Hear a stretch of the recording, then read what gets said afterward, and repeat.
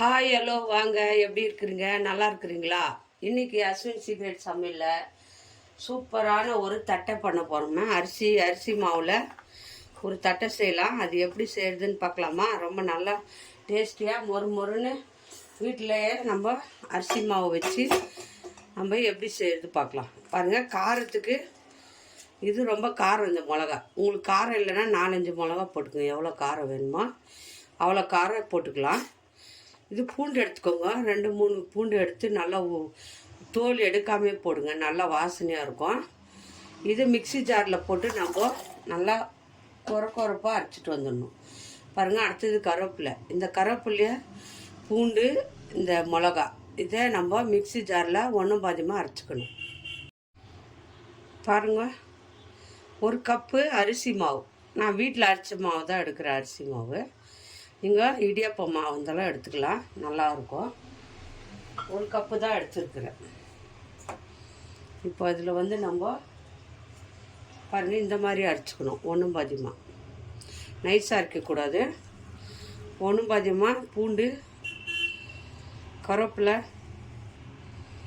மிளகா, காரம் எவ்வளோ வேணுமோ அவ்வளோ மிளகா போட்டுக்கோங்க.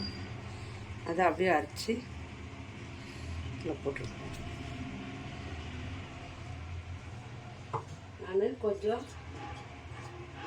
கடலப்பருப்பு ஒரு 10 நிமிஷம் ஊற வச்சுக்கிறேன். ஊற வச்ச கடலப்பருப்பை போட்டுக்கோங்க.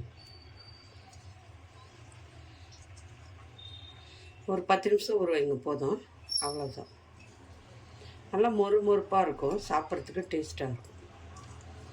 நான் ஒரு கொஞ்சமாக ஒரு 2 ஸ்பூன் எடுத்து தான் ஊற வச்சேன். ஊறினதும் பெருசாகிட்டு இருக்குது கடலப்பருப்பு. இது கூட கலக்காய் வறுத்த கலக்காவை போட்டுக்கோங்க, நல்லாயிருக்கும். சும்மா ஒன்றும் பாதியமாக கொஞ்சோண்டு போட்டுக்கோங்க.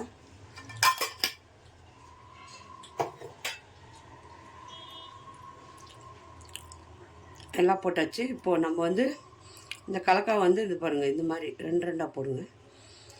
முழுசாக போடாதுங்க, ஏன்னா அங்கங்கே முழுசாக இருக்கும்.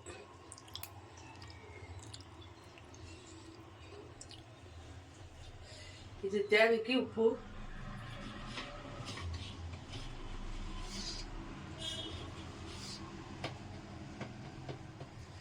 ஒரு கப்புக்கு எவ்வளோ உப்பு வேணுமோ அவ்வளோ உப்பு போட்டுக்கோங்க. இது கூட நம்ம நெய் இருந்தால் ஊற்றிக்கோங்க, டால்டா இருந்தால் ஊற்றிக்கோங்க. எதுனா கொஞ்சம் சாஃப்ட்னஸ்க்கு நெய் கொஞ்சம் ஊற்றுறேன், நல்லா சாஃப்டாக வரும். அதுக்காக பாருங்கள், பெருங்காயம் போட்டுக்கோங்க. கொஞ்சம் ஜாஸ்தி போட்டுக்கோங்க பெருங்காயம், அப்போ தான் நல்லாயிருக்கும். பெருங்காயம் கொஞ்சம் ஜாஸ்தி போட்டுக்கோங்க. நல்லா மிக்ஸ் பண்ணிவிடுங்க. நல்லா மிக்ஸ் பண்ணுங்க.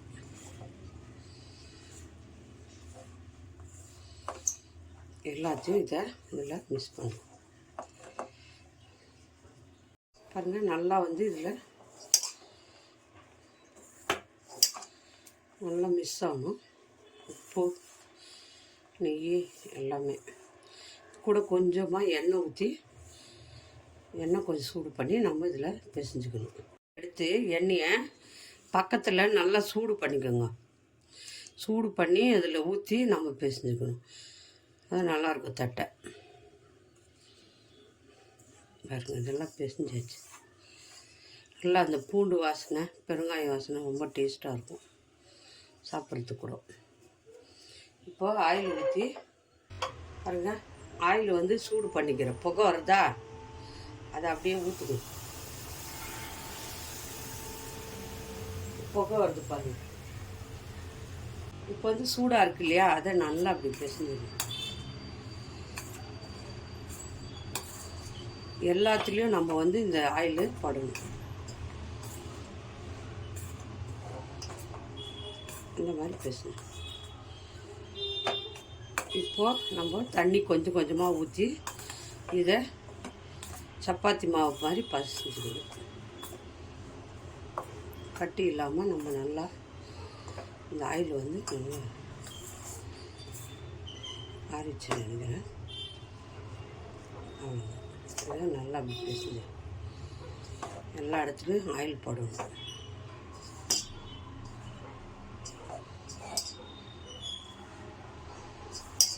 இந்த மாதிரி ஆச்சு. இப்போ கொஞ்சம் தண்ணி ஊற்றி நம்ம இதை கொஞ்சம் கொஞ்சமாக தண்ணி ஊற்றி பேசிச்சுக்கலாம். பாருங்கள், ஜாரில் நான் ஜாரில் தண்ணி பிடிச்சி அதை கொஞ்சம் கொஞ்சமாக ஊற்றி பேசிச்சுக்கலாம்.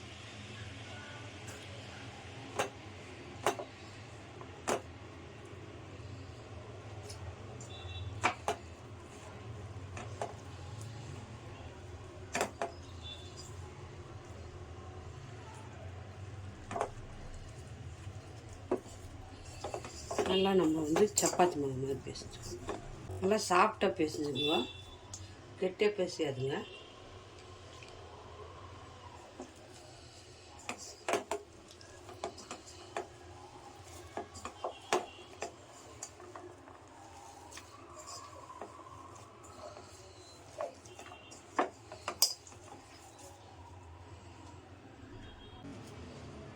பாருங்கள், இந்த மாதிரி பேசிச்சுக்கணும்.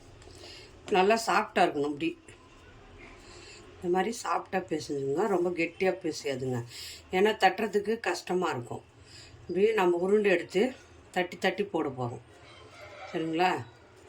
அதுக்காக நீங்கள் இதை நல்லா கொஞ்சம் ஆயிடுச்சு. இப்போ எண்ணெய் சூட் பண்ணி சுடுறது தான். இப்போ பாருங்கள், இந்த மாதிரி ஒரு கவர் எடுத்துக்கோங்க, கையில் கட்டிக்கோங்க. கையில் கட்டிட்டு பாருங்கள், இந்த மாதிரி மெலிசா ஒரு கவர் கை கட்டிக்கோங்க. ஏன்னா ஒட்டும் கையில். இந்த மாதிரி சைஸில் பாருங்கள், இந்த மாதிரி சைஸில் மெலிசா தைச்சுக்கோங்க. இப்போ அப்படியே போட்டுக்கோங்க.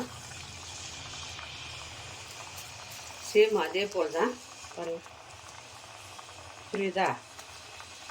ஒரு கவர் கையில் கட்டிக்கின்னு இப்படி தட்டி தட்டி போட்டுக்கோங்க. தட்டு அது ரவுண்ட் ஷேப்பு எந்த ஷேப்புனா வரட்டும். ஆனால் தட்டை இல்லையா, தட்டியே போட்டுக்கலாம், ஒரு பிரச்சனை இல்லை. பாருங்க, கையில் தட்டினது தான். நான் கையிலையே தட்டி தட்டி போட்டுக்கலானுங்கிறேன். ஏன்னா அது வேறு நல்லா பெருசாக தேய்ச்சி அது ரவுண்ட் அப் பண்ணி அந்த மாதிரி எல்லாம் வேண்டாம். கையிலே நீங்கள் அதிர்செல்லாம் தட்டுவீங்க இல்லையா, கையில் தட்டினா ஒட்டிக்கும். அதுக்கு நீங்கள் என்ன பண்ணுங்கள், ஒரு கவர் கட்டிக்கோங்க. கைக்கு கவர் கட்டினே லைட்டாக மெலிசாக மேடை கொஞ்சம் மோட்டாவாக இல்லாமல் மெலிசாக தடவி மெலிசா கவரில் தான் நான் தட்டுறேன். கவரில் தட்டி போட்டுக்கோங்க. சரியா? லைட்டாக எண்ணெய் போட்டுக்கோங்க கவருக்கு. கவர் போட்டு எண்ணெய் போட்டுட்டு லைட்டாக தட்டுனுங்கன்னா குட்டி குட்டி உருண்டையாக நம்ம பூரி சைஸில் கொஞ்சம் சின்ன சின்னதாக உண்டை பண்ணிக்கோங்க. பெரிய உண்டை வேணும். இந்த மாதிரி சின்ன சின்ன உருண்டையாக உருட்டி கையிலே வச்சு நல்லா தட்டி மெலிசாக இந்த மாதிரி தட்டி போட்டுக்கலாம். அவ்வளோதான். ஈஸி வேலை, கஷ்டமே இல்லாத வேலை. தட்டினோன்னா ஈஸியாக இந்த மாதிரி தட்டிக்கலாம். சரியா? தட்டி போட்டுக்கோங்க, ஈஸியாக இருக்கும். ஈஸியாக தட்டிக்கலாம், கஷ்டமான வேலையும் இல்லை.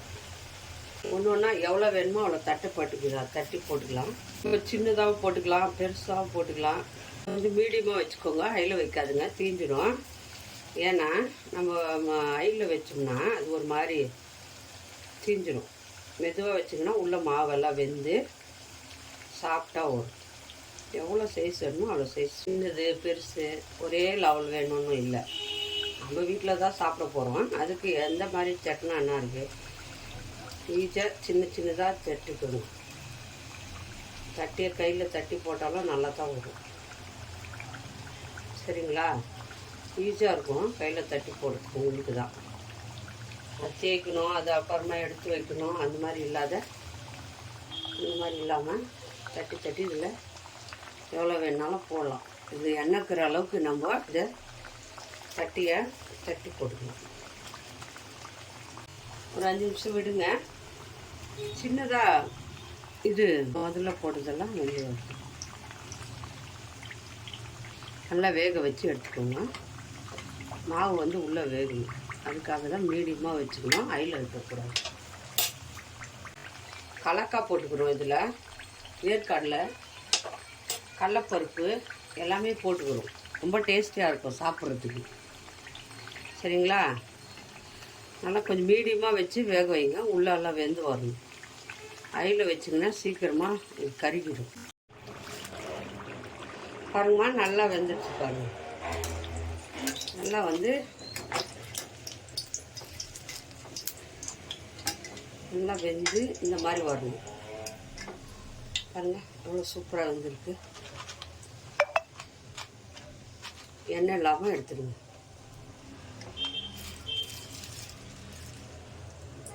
சூப்பராக வெந்திருக்கு. நல்லா வாசமாக இருக்குது. பாருங்கள், தட்டை ரெடி.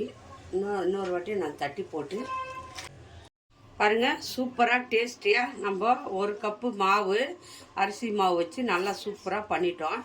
நிப்பேட்டு பாருங்கள் நல்லா வெந்திருக்கு. கையில் தான் தட்டி போட்டோம். நம்ம கையில் தான் தட்டி போட்டுட்டோம்.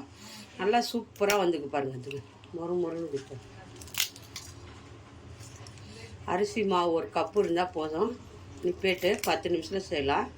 1 கப்பு நிப்பேட்டுக்கு பாருங்கள், மாவுக்கு இவ்வளோ நிப்பேட்டு வந்திருக்கு. பசங்களுக்கு சாயங்காலம் ஸ்நாக்ஸாக செஞ்சு கொடுங்க, ரொம்ப விரும்பி சாப்பிடுவாங்க. நம்ம வீட்டில் ஆரோக்கியமாக செஞ்சு சாப்பிட்றது நம்மளுக்கு உடம்புக்கு ஹெல்த்தியானது. பாருங்கள் ரொம்ப நல்லாயிருக்கு. கடலப்பருப்பு, கலக்காய் எல்லாம் போட்டு விட்டுக்கிறோம். செம்ம பூண்டு வாசனை எல்லாம் நல்லாயிருக்கு. இதே மாதிரி வீட்டில் செஞ்சு பாருங்கள். எப்படி வந்துச்சு சொல்லுங்கள். லைக் பண்ணுங்கள், ஷேர் பண்ணுங்கள், கமெண்ட் பண்ணுங்கள். மறக்காத அஸ்வின் சீக்ரெட்டை சர்ப்ரைஸ் பண்ணுங்கள். இன்னொரு டிஷ்ஷில் பார்க்கலாம். பாய்.